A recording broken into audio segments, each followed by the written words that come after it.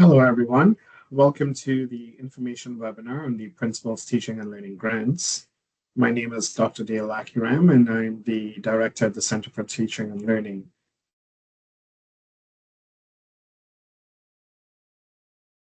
Today, I will share information on the focus and purpose of the grants, discuss the criteria and application process in a bit more detail, and provide some tips along the way on crafting a strong proposal. This will include spending time on the websites, which is a key resource that you will need to utilize for the creation and submission of your proposals. Let's start with the context of the grants, the areas of focus, and the purpose. In brief, the grants are meant to demonstrate our excellence in teaching and learning while advancing our commitment to the UN Sustainable Development Goals and the Queen's Strategy. They provide funds to develop a pilot novel and innovative learning experiences in core courses across all year levels of undergraduate study.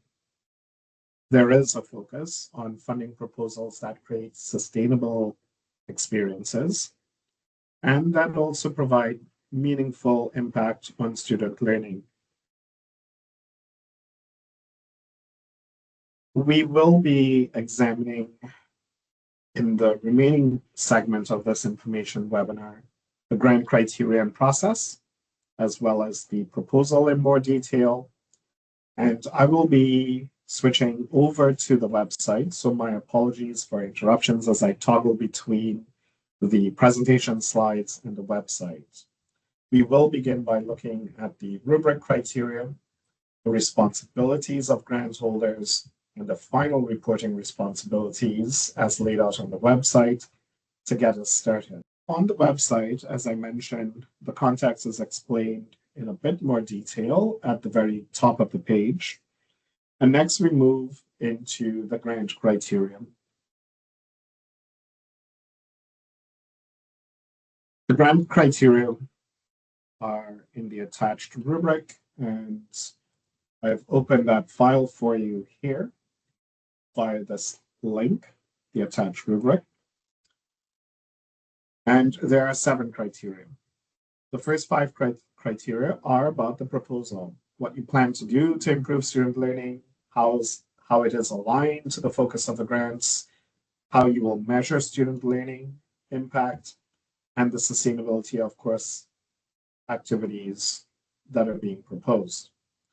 The last 2 criteria on the rubric, as you can see, are related to a timeline of activities that you are planning to undertake and a budget template that indicates how you plan to spend the funds that you are requesting.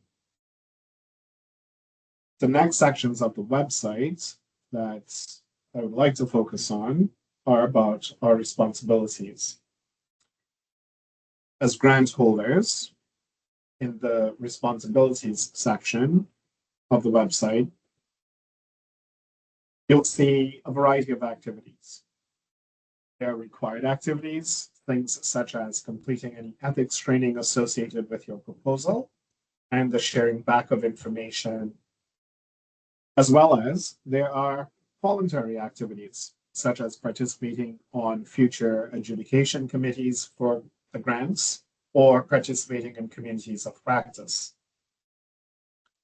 Lastly, if you're successful, you're required to meet the responsibilities of submitting a final budget template, basically how the money was spent and accounting for that, as well as a summary report. Next, we'll take a look at the proposal itself a bit more deeply.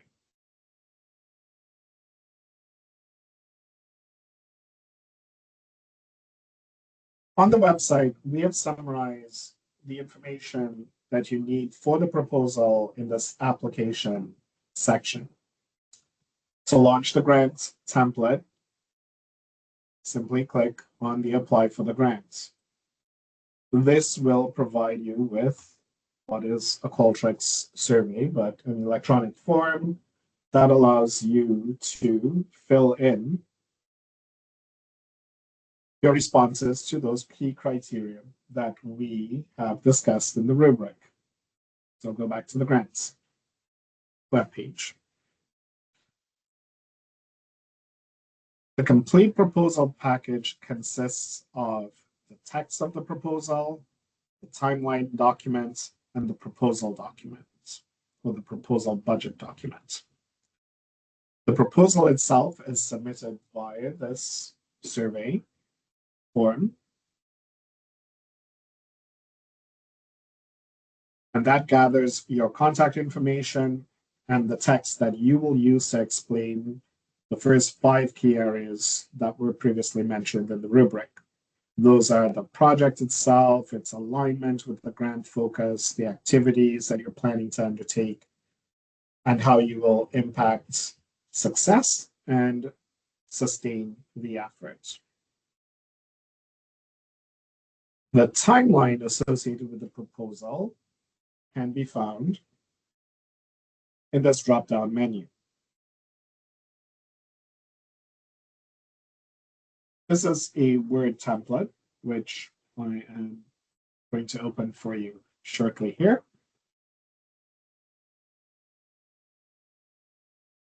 This document allows you to briefly indicate the major activities that you are going to engage in over a period of time in order to successfully complete the project. The timeline associated with this proposal competition should be completed in 1 calendar year. And that includes the running of the course or the course activities that you are submitting your proposal for, as well as the final reports that are needed that I discussed previously.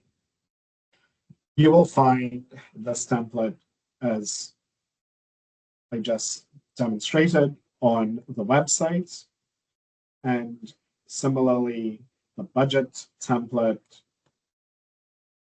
which is downloaded as an Excel file, is available for you right on the website. And I'll show you what that looks like over here.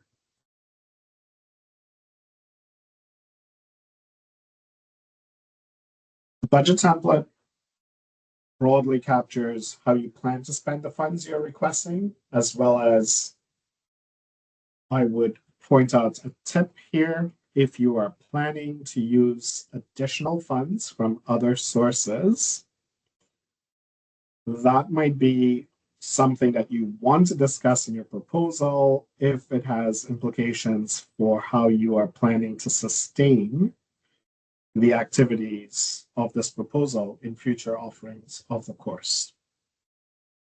So I'll recap this information in a couple slides while I switch from the web page back to the slides.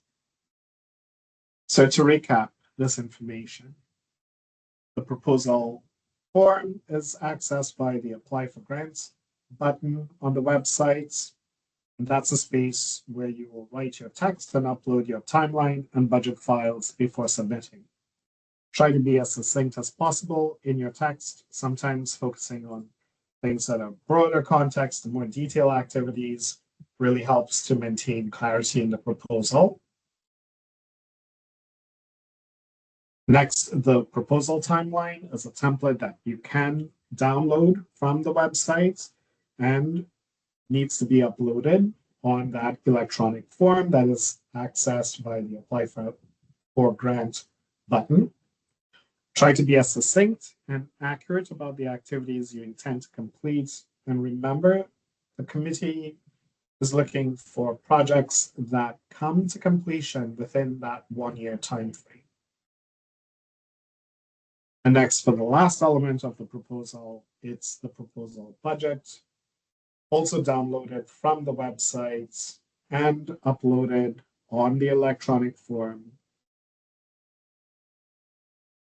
This broadly captures how you plan to spend the dollars that you're requesting. If you're utilizing funds from any other spots, you might want to draw that out as part of how you are utilizing that to either launch the effort and or make it more sustainable in the future.